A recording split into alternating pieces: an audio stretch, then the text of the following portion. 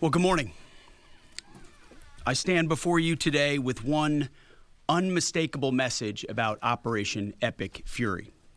America is winning, decisively, devastatingly, and without mercy. Under the direct command of President Trump, the War Department unleashed this operation early Saturday morning, just 4 days ago, which means we need to remember two things. First, we are only 4 days into this. Metrics are shifting, dust is settling, and more forces are arriving. It's very early, and as President Trump has said, we will take all the time we need to make sure that we succeed. Second, we are only 4 days into this, and the results have been incredible. Historic, really. Only the United States of America could lead this, only us. But when you add the Israeli Defense Forces, a devastatingly capable force, the combination is sheer destruction for our radical Islamist Iranian adversaries. They are toast, and they know it. Or at least, soon enough, they will know it. And we have only just begun to hunt, dismantle, demoralize, destroy, and defeat their capabilities, just 4 days in. Starting last night and to be completed in a few days, in under a week, the two most powerful air forces in the world will have complete control of Iranian skies, uncontested airspace. I hope all the folks watching understand what uncontested airspace and complete control means.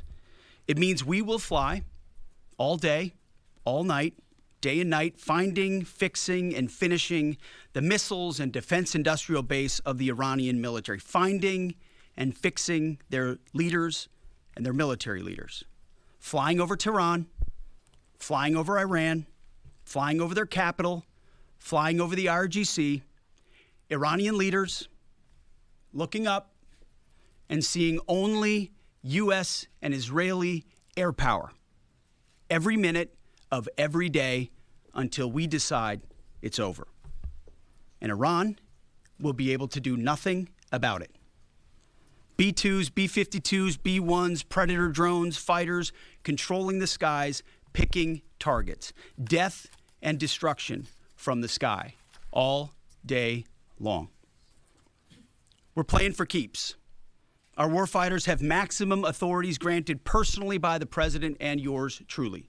Our rules of engagement are bold, precise, and designed to unleash American power, not shackle it. This was never meant to be a fair fight, and it is not a fair fight. We are punching them while they're down, which is exactly how it should be.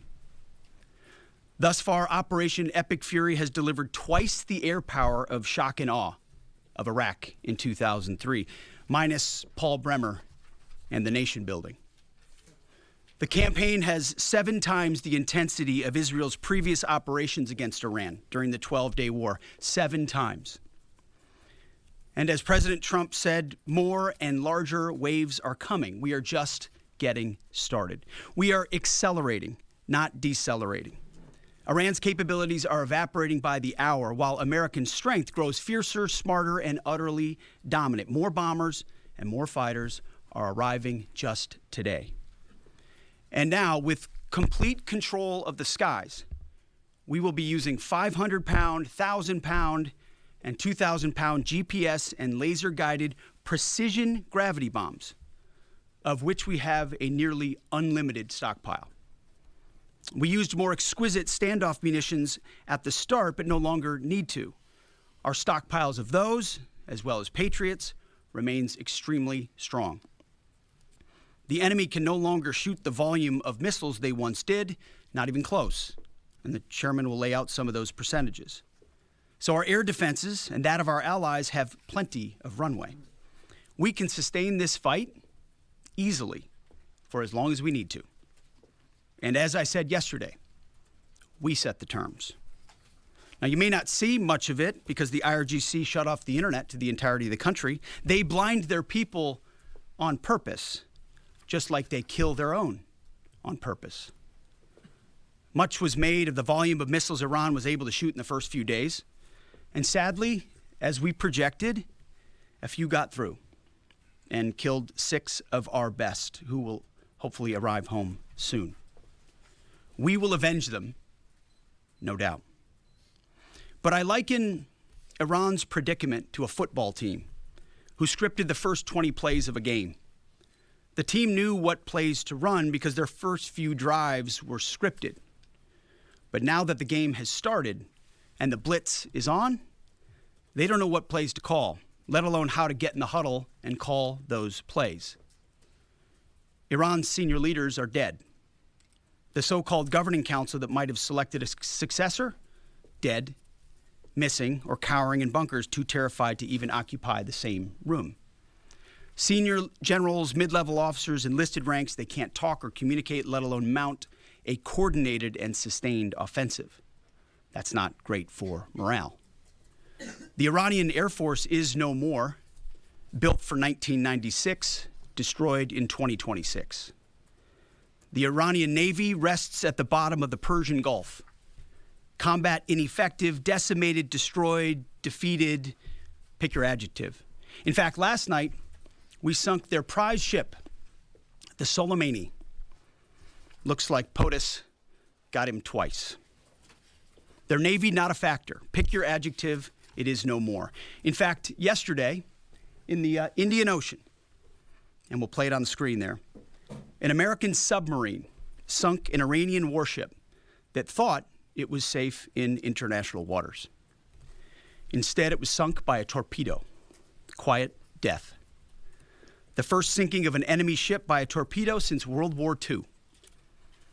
Like in that war, back when we were still the War Department, we are fighting to win. Also, yesterday, the leader of the unit who attempted to assassinate President Trump has been hunted down and killed. Iran tried to kill President Trump, and President Trump got the last laugh. Now, this is not a mission accomplished situation. This is simply a reality check. The combination of U.S. and Israeli intelligence and combat power will control Iran, and will control it soon. Sure, Iran will still be able to shoot some missiles and still be able to launch one-way attack drones at civilian targets, and their proxies will attempt to attack our embassies, bases, and soft targets. They are terrorists, after all, and they need to target civilians because they can't fight toe-to-toe. But we will find them, and we will kill them. This is what the fake news misses. We've taken control of Iran's airspace and waterways without boots on the ground. We control their fate. But when a few drones get through or tragic things happen, it's front page news. I get it. The press only wants to make the president look bad, but try for once to report the reality. The terms of this war will be set by us at every step. As I said Monday, the mission is laser focused. Obliterate Iran's missiles and drones and facilities that produce them, annihilate its navy and critical security infrastructure, and sever their pathway to nuclear weapons. Iran will never possess a nuclear bomb, not on our watch, not ever. And this is why President Trump's moral clarity on Iran today is so vital. Unlike the past, where vague red lines and endless negotiations let Iran fund terror and inch ever so slightly toward a bomb, this president sees the threat plainly and acts decisively. No more half measures, especially when Iran is at its weakest. No more letting Tehran play for time while our people pay the price. His leadership ensures that we finish what we start and that we protect our warfighters by crushing the enemy before they can strike again. Our offensive operations, refined through months of relentless preparation, are unstoppable. And our defensive efforts are unprecedented. We have from the start put the protection of our troops ahead of everything else. Before we very publicly built up offensive combat power, we quietly ensured that our defensive posture and power was in place. And as we built up offensive combat power, we moved the vast majority of American troops, over 90% of Americans that were on our bases, what we say off the X, out of the range of Iranian fire. Our defensive shield is equally formidable, the most sophisticated air and missile defense network ever fielded. Thousands of Iranian missiles and drones have been intercepted and vaporized. Tens of thousands of American and allied lives protected. We have pushed every counter-UAS system possible forward, sparing no expense or capability. And like I said, this does not mean we can stop everything, but we ensured that the maximum possible defense and maximum possible force protection was set up before we went on offense. In closing, as President Trump told German Chancellor Merz yesterday, Iran negotiated in bad faith, stalling, scheming, and preparing to strike. And we acted decisively to defend our people, our interests, and our allies. President Trump took bold action, putting America first, the kind of bold action that the American people elected him to execute. To our steadfast partner, Israel, your mission is being executed with unmatched skill and iron determination. Fighting shoulder to shoulder with such a capable ally is a true force multiplier and a breath of fresh air. We salute your courage and your contribution. 4 days in, we have only just begun to fight. America fights to win, and in Operation Epic Furry, we are. May God's providence cover and protect our troops always. And with that, I turn it over to the chairman. Thank you, Mr. Secretary, and good morning, everyone. Thank you for being here. I'm here today to provide the American people and those of you in this room an update on Operation Epic Furry. First, it's with profound sadness and gratitude that I share the names of 4 of our 6 fallen heroes, all from the 103rd Sustainment Command, U.S. Army Reserves out of Des Moines, Iowa. Captain Cody Cork, Sergeant First Class Noah Tegens, Sergeant First Class Nicole Amore, and Sergeant Declan Cody. To the families of our fallen, we grieve with you today, and we look forward to welcoming your family members home at Dover in the coming days. Out of respect for the other families, we'll withhold the release of their names until next of kin notification is complete.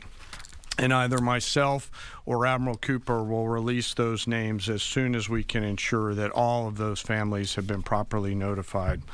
To our Gold Star families, to our wounded warriors and their loved ones, we will never forget your sacrifice.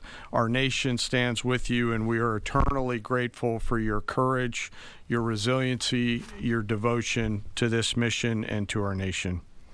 As the Secretary said, we're 4 days in, 103 hours into this campaign.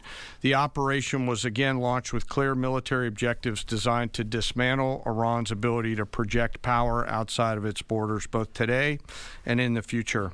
First, we are targeting and eliminating Iran's ballistic missile systems to prevent them from threatening the U.S. Forces, partners, and interests in the region. Second, we are destroying the Iranian Navy, degrading its capacity, capability, and ability to conduct operations, not just in the Central Command AOR, but as the Secretary showed in the video, around the world. Third, we're ensuring Iran cannot rapidly rebuild or reconstitute its combat capability or combat power, and those phases will begin as the campaign continues. As of this morning, U.S. Central Command is making steady progress. Iran's theater ballistic missile shots fired are down 86% from the first day of fighting, with a 23% decrease just in the last 24 hours. And their one-way attack drone shots are down 73% from the opening days. This progress has allowed CENTCOM to establish localized air superiority across the southern flank of the Iranian coast and penetrate their defenses with overwhelming precision and firepower. We will now begin to expand inland, striking progressively deeper into Iranian territory and creating additional freedom of maneuver for U.S. forces. Let me explain a little bit about how we're thinking about staying ahead of the enemy. First, over the past several weeks, Admiral Cooper and the CENTCOM team have refined their operational approach to the region. Their planners identified key centers of gravity that would allow Iran to project power outside of its borders. They thought about how to isolate critical vulnerabilities and determined where, with precision, the greatest strategic effect could be achieved. As a result of this, CENTCOM is now shifting in day 4 already from large, deliberate strike packages using standoff munitions at range outside an enemy's ability to shoot at us, now into stand-in precision strikes overhead Iran. As the Secretary said, this is a point of munitions transition from standoff munitions to stand-in munitions like Joint Direct Attack munitions, which are GPS-aided free-fall weapons, and other things like Hellfires, etc. This will allow the joint force to deliver significantly increased precision effects on the target. The throttle is coming up, as the Secretary said, as opposed to ramping down. This will allow us to maintain consistent pressure on the adversary over the coming days, disrupt their launch timelines, and impose cost every day around the clock. I know there have been a lot of questions about munitions. We have sufficient precision munitions for the task at hand, both on the offense and defense. But I want to tell you, teammates, as a matter of practice, I don't want to be talking about quantities. And I know there's been a great debate about that, and I appreciate the interest, but just know that we consider that an operational security matter. Let me flip to the map here. Hopefully I don't kill anybody with a laser pointer. As I mentioned earlier, and for you with the camera right there, my friend, I hope I don't ricochet off and hurt you. Over the initial days, the U.S. Joint Forces continued to attack and attrit ballistic missile capabilities as well as integrated air defense capabilities along the southern axis. Along the northern axis, Israel and the Israeli Air Force has predominantly been working integrated air defense targets along the northern flank, as well as medium-range ballistic missile capability as well. From the sea, the USS Ford has continued to project combat power here, as well as the bomber pulses that we talked about in the opening days of this briefing. Along the southern axis, the USS Abraham Lincoln Strike Group has continued to provide pressure from the sea along the southeastern side of the coast and has been attriting naval capability all along the strait and up into the Arabian Gulf at a size and scale sufficiently to address the targets required. To date, we've hit over 2,000 targets, as Admiral Cooper said in his video last night. We've destroyed more than 20 Iranian naval vessels, including, in addition to the frigate outside of the area, 1 submarine, and effectively neutralized at this point in time Iran's major naval presence in theater out there. As the Secretary showed the video, for the first time since 1945, a United States Navy fast attack submarine has sunk an enemy combatant ship using a single Mark 48 torpedo to achieve immediate effect, sending the warship to the bottom of the sea. I want to remind everybody that this is an incredible demonstration of America's global reach. To hunt, find, and kill an out-of-area deployer is something that only the United States can do at this type of scale.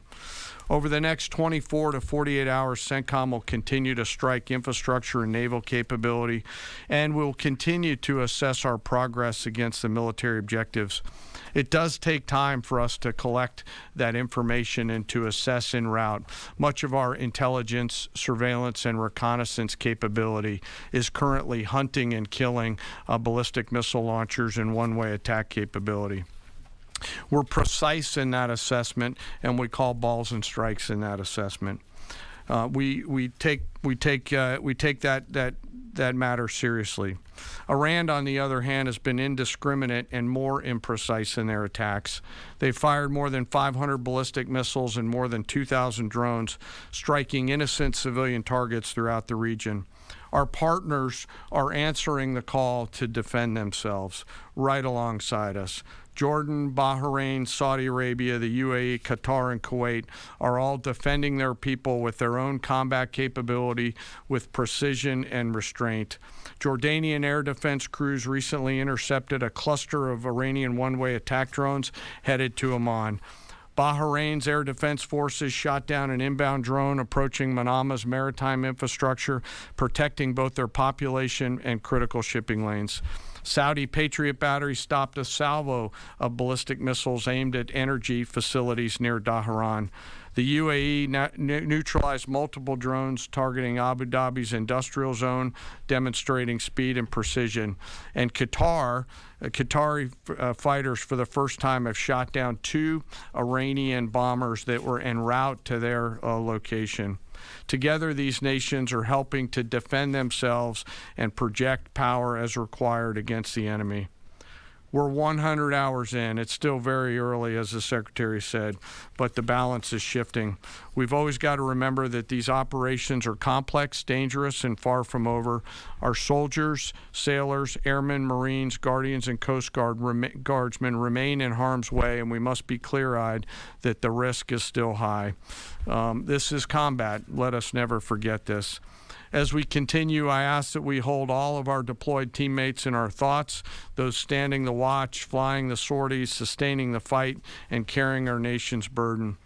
And I'll stop where I started, and that's remembering our 6 fallen who will return home as soon as possible. I remain humbled, grateful, inspired by every day the valor and professionalism of our joint force. They are quiet professionals through and through, out there doing America's work through the day and through the darkness. And with that, I'll take your questions along with the Secretary. Go ahead. What do you assess the enemy's control and command status is right now? And can you broadly describe our decisive point in this operation? Well, I won't describe the decisive point in the operation because that would tell the bad guys what it was. That's a good question, though. I appreciate the question. They're C2 structures in a bad way. Admiral Cooper's been continuing to pressure C2 at the IRGC C2 and other military elements, and will continue to do so. Thank you for the question. Thank you, Secretary Hegseth. Mary Margaret with the Daily Wire. Couple questions for you and then one for General Caine. Can you tell us more about how we took out the leader who was the leader of the group that was trying to assassinate President Trump?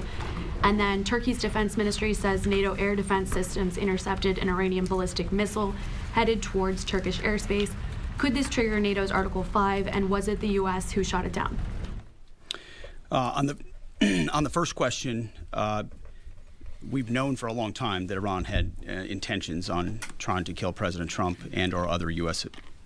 Officials. And while that was not the focus of the effort by any stretch of the imagination, in fact, never raised by the president or anybody else, I ensured and others ensured that those who were responsible for that were eventually part of the target list. It wasn't the beginning of the effort. We were focused on missiles and launchers, and that's the focus. But ultimately, if we had the opportunity to get at those who are trying to get at Americans specifically, we would. And so we eventually had the opportunity to do that from the air. And then on the matter with Turkey, I'll have to get back to you on exactly what the intercept looked like at that. We're aware of that particular engagement, although no sense that it would trigger anything like Article 5. No.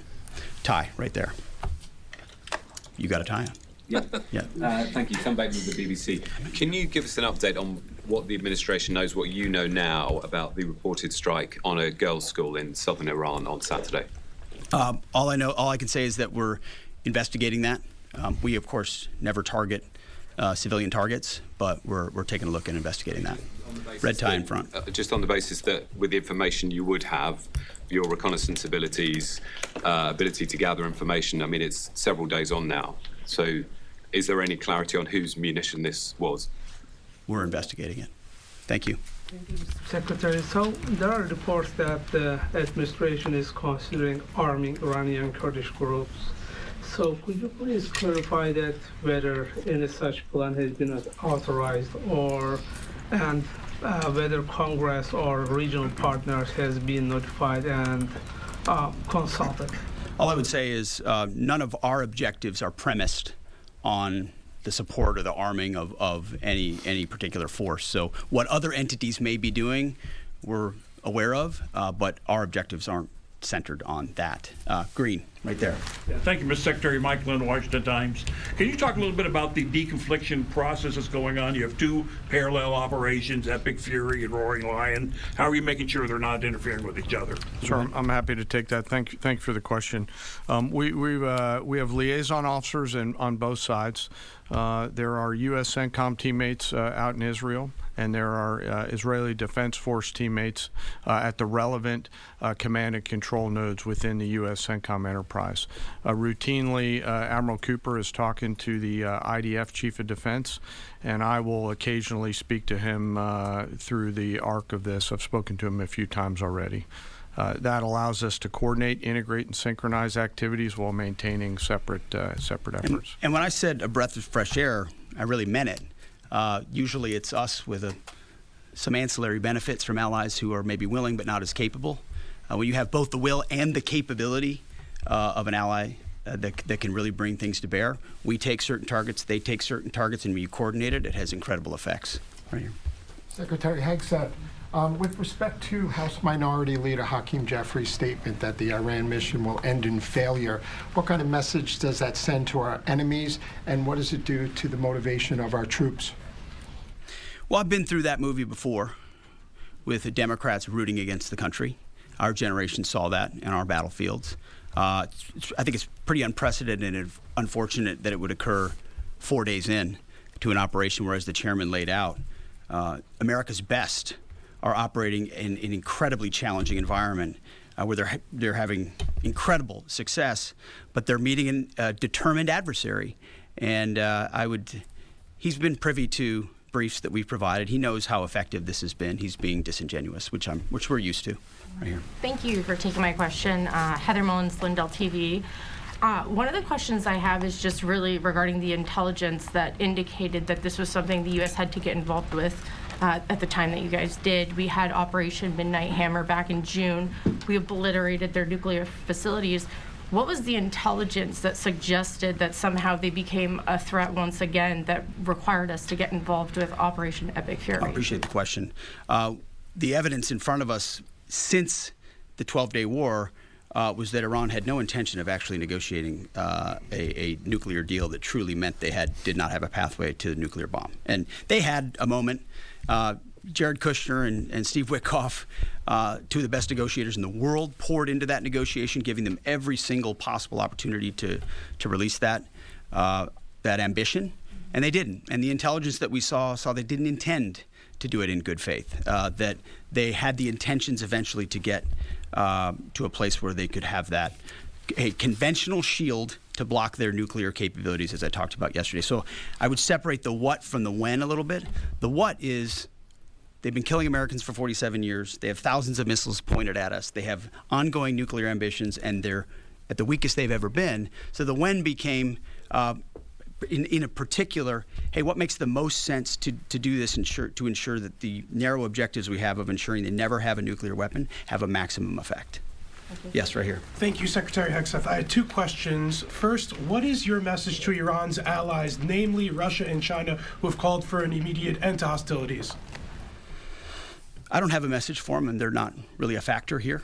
And our issue is not with them. It's with the nuclear ambitions of Iran. Absolutely. And are any so-called fully autonomous weapons or other AI tools being used in Operation Epic Fury? We've got a lot of autonomous systems, or systems that drones and others incorporated with smart AI aspects to them, but a lot of which I can't talk about here. Yeah. Yellow, right there. Yes, ma'am. Thank you very much, Mr. Secretary. As you know, China is accusing the United States of invading in Iran, a sovereign nation, and North Korea, which cooperate with Iran on nuclear development, has declared its commitment to protecting Iran. What is the United States' strategic response to this? And I have a second one. How many allies joined with the United States to fighting against Iran? Do you have any numbers? Well, I think what you're seeing right now is a response in the region to the belligerence of Iran and the willingness of them to target civilian airports, civilian hotels, civilian locations, civilian oil infrastructure of their Gulf neighbors who would have preferred not to be in conflict, didn't want to, but now realize that this is something that has to be dealt with. So whether it's UAE or Qatar or Bahrain or Kuwait or Saudi, on different levels, they're reaching out to us, whether they're going on offense, which they are, whether they're giving us additional access basing and overflight. We're working very closely and collaborating with them. Also on air defenses. The air defense capabilities of those countries are significant, and when combined with ours and we coordinate, it brings simplicity to the shot doctrine, so we make sure we're using less munitions but being more effective with what we shoot at. And as it pertains to other countries, I'll sort of give the same question. They don't really bear on the case of Iran. We're going to deal with Iran's nuclear ambitions, and that'll send plenty of signals in the process. Right there. Purple. Are you going to help get Americans out of the region? Is the military going to help? Secretary, I have two questions. One question for you and the other question for Mr. Chairman. You ruled out that you are not engaging with the Kurdish forces, Iranian Kurdish forces, to incursion from the Kurdistan region to Iran. But now and today, Iranian said that under threatening the Kurdistan region, they said clearly if there is any incursion from the Kurdistan region, they will attack all the Kurdistan region and go war with the Kurdistan region.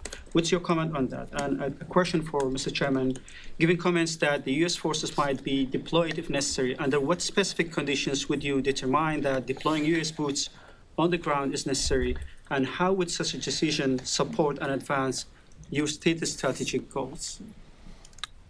Well, I'm not going to comment on U.S. boots on the ground. I think that's a question for policymakers, and I don't make policy. I execute policy. I will say on the question in the back corner about helping Americans get out, first, it's a great opportunity to encourage everybody in the region to go to the State Department and register. Secretary Rubio's been trying to get that word out, and I'd ask you to help us with that, to have folks register. We've also opened up space available seats as C-17s and other airplanes come in to try to help folks get out. But that's really a State Department matter. But to answer your question, that's what we've been doing. Absolutely. Last question right here. Secretary Hegseth, thank you. Reagan Reese with the Daily Caller. You touched on this in your opening remarks, but I'm hoping you could expand on it a bit. It's been reported that Iran might be trying to outlast our ability to intercept their missiles. It sounds like you guys are saying they don't have the ability to do so. Is that the case? Can they outlast us in their ability to do that? Iran cannot outlast us. We're going to ensure through violence of action and our offensive capabilities and our defensive capabilities, as I said, that we set the tone and the tempo of this fight. That's why stories and speculation about different things that try to make it look like we're limited in what we can do. The only limits we have in this is President Trump's desire to achieve specific effects on behalf of the American people. And that's why we don't talk about, you can say 4 weeks, but it could be 6, it could be 8, it could be 3. Ultimately, we set the pace and the tempo. The enemy is off balance, and we're going to keep them off balance. And we know their ability to shoot versus our ability to defend, that difference gets wider and wider every day. Our defense gets better, their offense capabilities diminish. As we are going into ammunitions that we, as we said, have tens of thousands of and can drop unlimited supplies on with even more effects than the standoff munitions we have now, which is why when we say the throttle's going up, the throttle's going up, and it's going to stay on high. Thank you all very much.